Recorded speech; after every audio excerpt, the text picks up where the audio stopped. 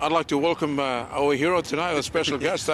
Yes, Kemi, welcome to PNG first of all. Yep. How are you finding your place?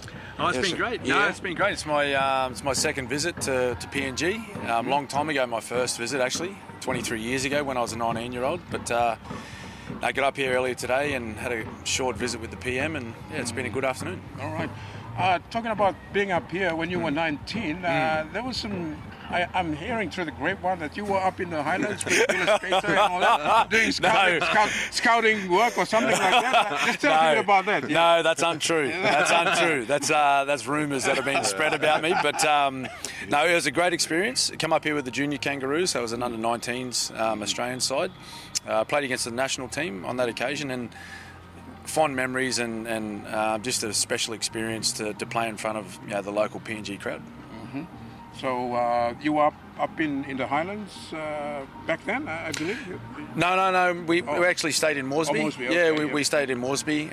Did a little bit of training in the lead up to the game, and just played locally. So it was a great experience. As a young man that really hadn't done a lot of travelling outside of Australia, it was great to come and experience a different culture, and it was unreal. Yeah. All right.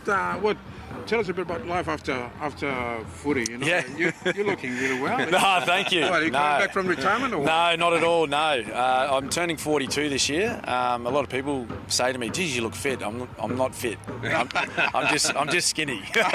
But I'm involved with a bit of commentary, which is good. I'm still involved with the game in some capacity, down on the ground, close to the players, close to the coaches, still talk with some of my former teammates that are still playing in the game. So it's a nice way to still be involved in some capacity and talk about the game that I love thoroughly. Mm-hmm. All right, tonight is historic for Papua New Guinea. Absolutely. And of course Australia.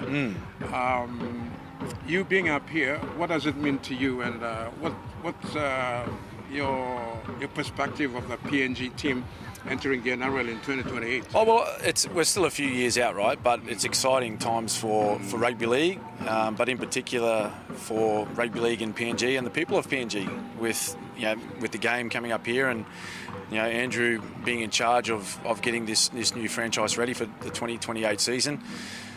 I'm very passionate about the game of rugby league. I've played it since I was 6 years of age, and having witnessed the passion that's shown here in PNG by the people of PNG, I think it can only be a positive thing for the country and for the people, and particularly for the youth of Papua New Guinea, to show them a pathway into elite sport, and having that direct access to those players. I think that can really enhance their vision of being an elite rugby league player.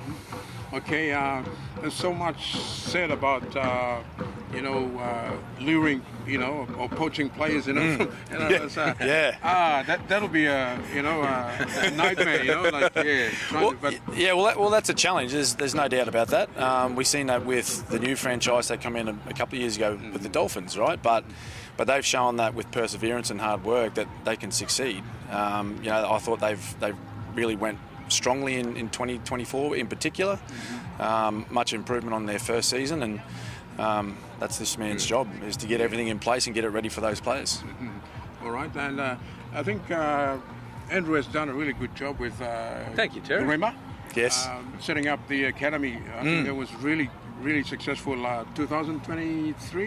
Yep. 23, Yep. Yeah? 3 years. Yeah. Yep. And I think that is the basis for this team moving Absolutely. forward. Yeah. And how do you see that happening? Well, yeah. In the next three, well, 4, 2000. yeah. Well, it's vitally important, right? And I guess the benefit that the new franchise has is that there's still a few years out, so you can start planning with the youth and develop them, and with good coaching and good training facilities and the support from the community and from sponsorship and particularly the government, to give them the opportunity to be at their very best. I've seen it with the club that I played with my entire career, with the Melbourne Storm, putting funding and time into junior development. The same with, say, the Panthers.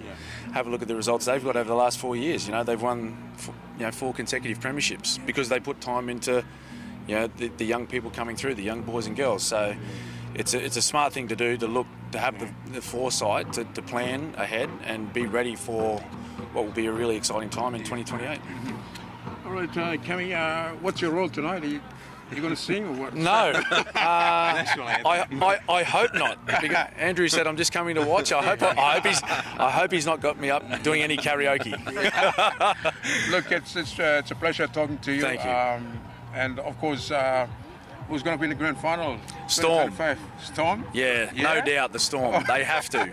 I'm putting pressure on Craig Bellamy now. Come on, Storm.